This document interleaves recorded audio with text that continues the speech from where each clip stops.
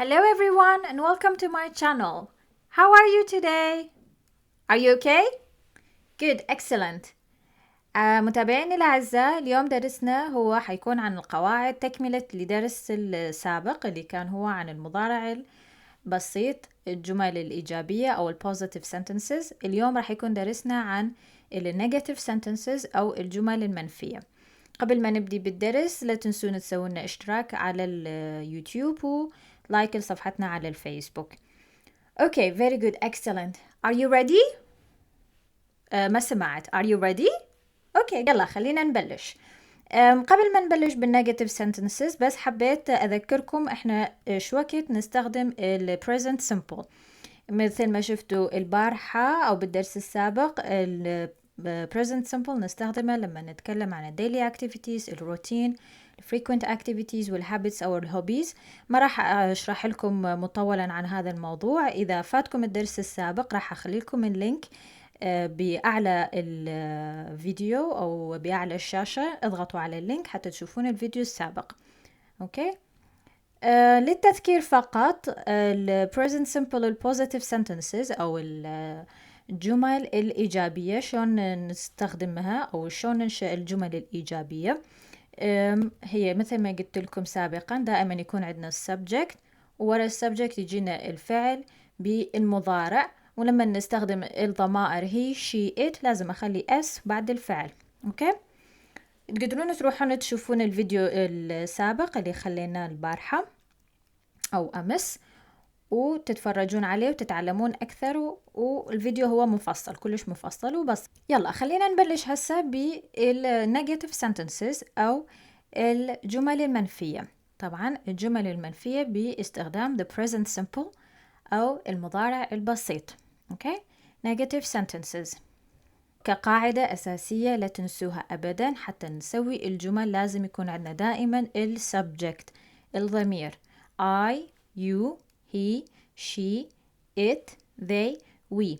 إذا فاتكم الفيديو مال الضمائر همين راح نخلي لكم إياه بأعلى الصفحة أو بأعلى الشاشة، وتقدرون تضغطون على الرابط وتزورون ذاك الفيديو وتتعلمون شلون ممكن نستخدم الضمائر. أوكي، لأنه ما أحب نكرره هواية. مثل ما قلت لكم السبجكت أو الضمير يتبع do or does. أوكي، do or does. بعدين حتى أسوي جملة مالتي منفية أضيف not، والفعل مالتي هو يكون الverb infinitive أو الفعل خالي من التصريف.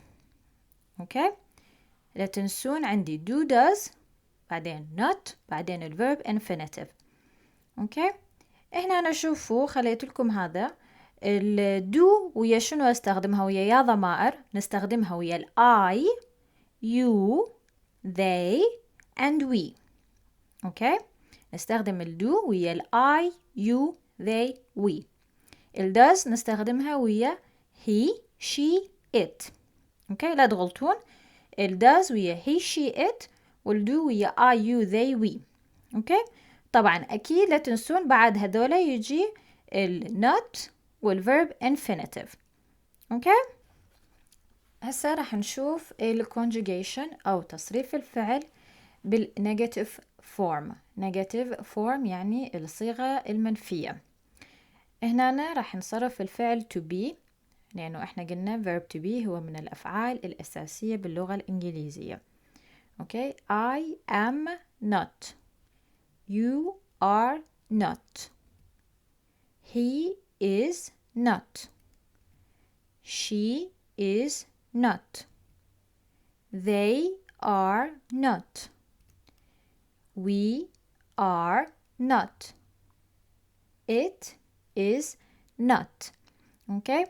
هذا هو الفعل اللي الوحيد اللي ما يتبع القاعدة، اللي ما يتبع قاعدة do does. أوكي، يعني ما أقول I don't be، شوية مو صحيح. يعني أقول I am not، you're not، أوكي، أو you are not، أو you aren't. أوكي، فلا تنسون هنا أنا ويا verb to be أنا مجرد أضيف not ورا تصريف الفعل من أسوي الجملة منفية. هو هذا الفعل الوحيد اللي من أستخدمه بالمضارع البسيط بالجمل المنفية ما أستخدم ويا do or does.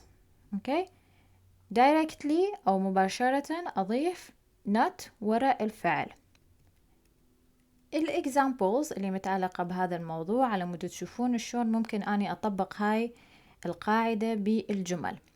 مثل ما نشوف بالجملة الأولى I am not a student. I'm not a student. You aren't a teacher. You aren't a teacher. He isn't 10 years old. He isn't 10 years old. She isn't sad. She isn't sad. They aren't old. They aren't old. We aren't bad. We aren't bad. Okay. هنا أنا أقدر أقول I am not a student وأقدر بنفس الوقت أقول I'm not a student. نفس الشيء نقدر نقول You are not a teacher أو You aren't a teacher. مرة أخرى همينا نقدر نقولها بطريقة أخرى.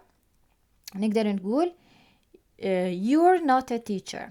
يعني You aren't a teacher أو You're not a teacher. أوكي. نفس الطرق أو هاي الطريقة اثنيناتهم صحيحة. يعني ماكو أي إشكال إذا التلفظ مالتي يكون مختلف. الطريقتين هما صحيحة. You are not a teacher. You're not a teacher. You aren't a teacher. كلها نفس الشيء وكلها صحيح. آخر مثال هو It isn't fast. It isn't fast. لحد الآن إذا كان عندكم أي سؤال أو أي تعليق تقدرون تكتبوا لنا إياه على مود نقدر نجاوبكم عليه. هسه أن تصريف الفعل to have. هنا راح تلاحظون ابتداء من هذا الفعل إنه قاعدة مال الجمل المنفية راح نبدي نطبقها. أوكي. يعني شلون؟ مثلا هنا أنا كتبت لكم I وراها do not have. I don't have a problem. Okay. I don't have a problem. You أخلي بعدين الدو not على مود أسوي جملة مالتي منفية a negative sentence. بعدين الفعل have اللي هو فعل الانفينيتيف. Okay. You don't have a cat. You don't have a cat. You don't have a cat. He does not have. اوكي. قلت لكم ويا he she it نستخدم does. He doesn't have a car. He doesn't have a car. اوكي.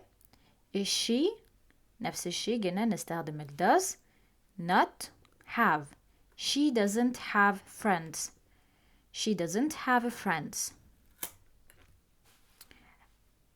هنا راح نستخدم أو راح نكمل تصريف الفعل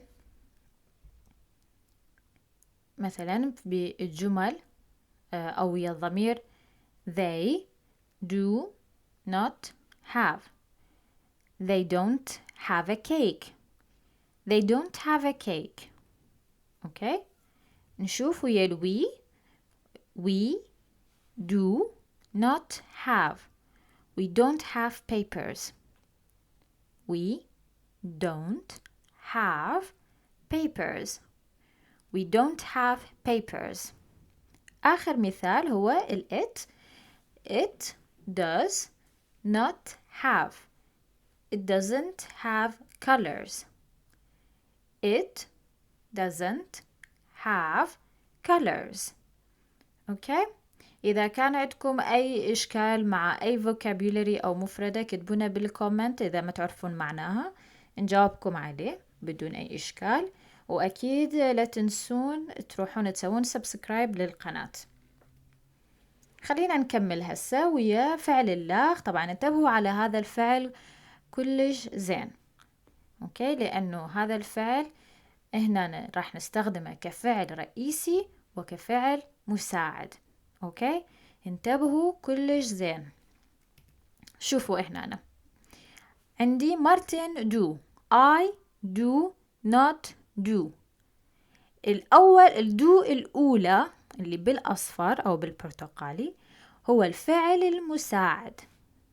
أوكي، والدو اللي بالأزرق هو الفعل الرئيسي، هو الفعل الانفينيتيف. أوكي، I do not do. I don't do any sports. أوكي، انتبهوا على هذا الفعل كلش زين. You do not do. You don't do your homework. He does not do. He doesn't do his work. Okay. انتبهوا على الهي والشي والإت. قلنا نستخدم does كفعل مساعد، والدو هو يبقى الverb infinitive. He doesn't do his work. She does not do. She doesn't do the shopping. اوكي، همينا أحب أذكر عليكم إنه هذا الفعل هو من الأفعال الرئيسية، وإحنا ننتبهوا على الاستخدام مالته، لأنه إحنا أنا مستخدمته كفعل رئيسي بالأزرق وكفعل مساعد بالأصفر أو البرتقالي. أوكي، لحد الآن أتصور إنه صار عندكم معلومات زينة. راح نكمل هنا بقية الجمل. They do not do. They don't do anything. Okay, they don't do anything. We do not do. We don't do our best. We don't do our best. آخر مثال اللي هو ويا ضمير it. It does not do. It doesn't do the work. Okay, it doesn't do the work. Okay. اوكي، هنا أنا خليت لكم examples بصورة عامة.